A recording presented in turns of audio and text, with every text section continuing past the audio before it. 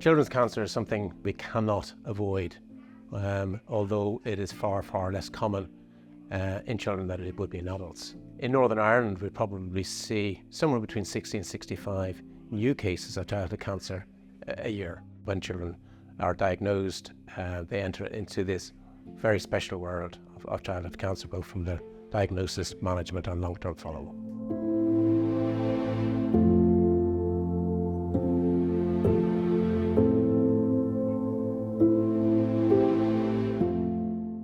Sonny just had a rash, basically. So he had COVID a week before he came in, so he was a wee bit, out of sorts and stuff, but he was fine otherwise. We have videos on our phone the day before he was playing in the house, but I noticed a wee rash on his back, very, very slight rash. It was kind of a purpley rash. Just rang the GP. GP said straight into Daisy Hill. 4 hours later then we were told that he had leukemia, and that we were going up to the Royal then the next morning. He was fine in himself. He was healthy otherwise, and you wouldn't have noticed anything other than the rash. His mood was fine.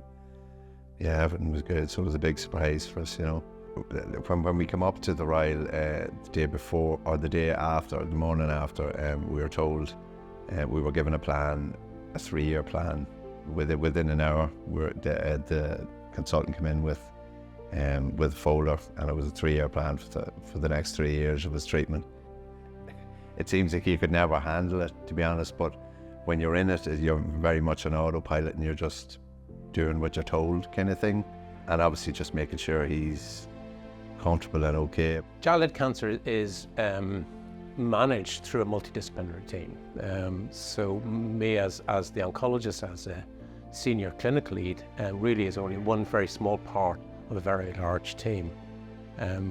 We hugely rely on our nursing staff here, both here in the hospital and in the community, who support the children through a very, very difficult time at diagnosis and then perhaps down the line of managing their treatment.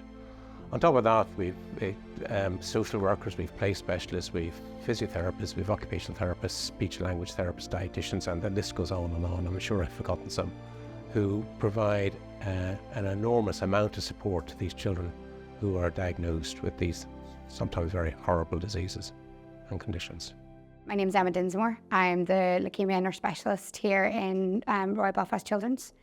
My role is specifically with the leukemia cohort patients, so I would meet them at diagnosis and follow them the whole way through until the end of their treatment journey, and for a few years after that when we see them in follow-up. We've a wealth of knowledge and support within cancer services, but that can be very overwhelming for a newly diagnosed family. So my role would be to be that key worker, be that familiar face, someone that they can link in with and know who to call. I would be down in the ward for quite a lot of that time. The girls in the ward are incredible for looking after them, and they're in for a good 2 to 3 weeks in the very beginning. And then after that, I would help coordinate their care at home, coordinate their care up in clinic. If they need any more inpatient stays, we would look after that. Biggest role really is support and, signposting when needs be. We've got an excellent psychology team. They're available. I could do the referral to them. An excellent play team. So really act as a signposting agent, manage anti-sickness, manage all of those elements of care. And just really be a hand to hold and a shoulder to lean on.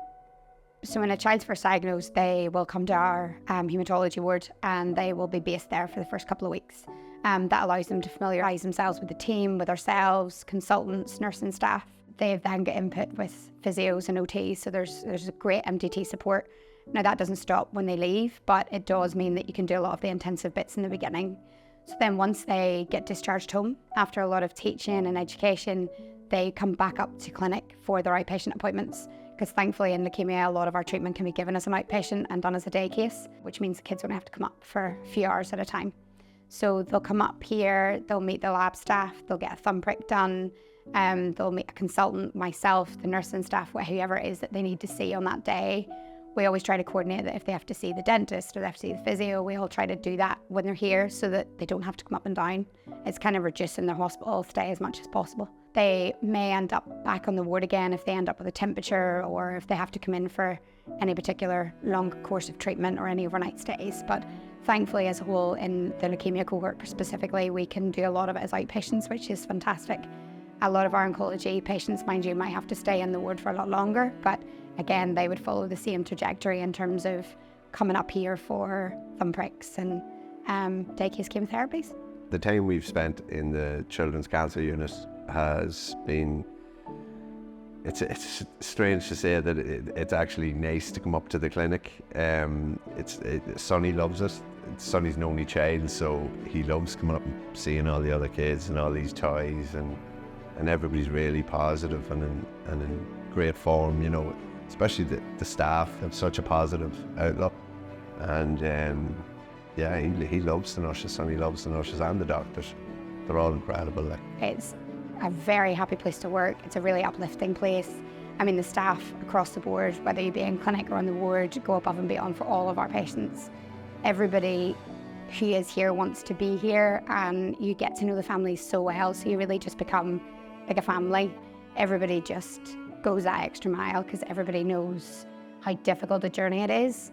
And the families that walk through that door every day are just inspiring, and that's what keeps all of us going.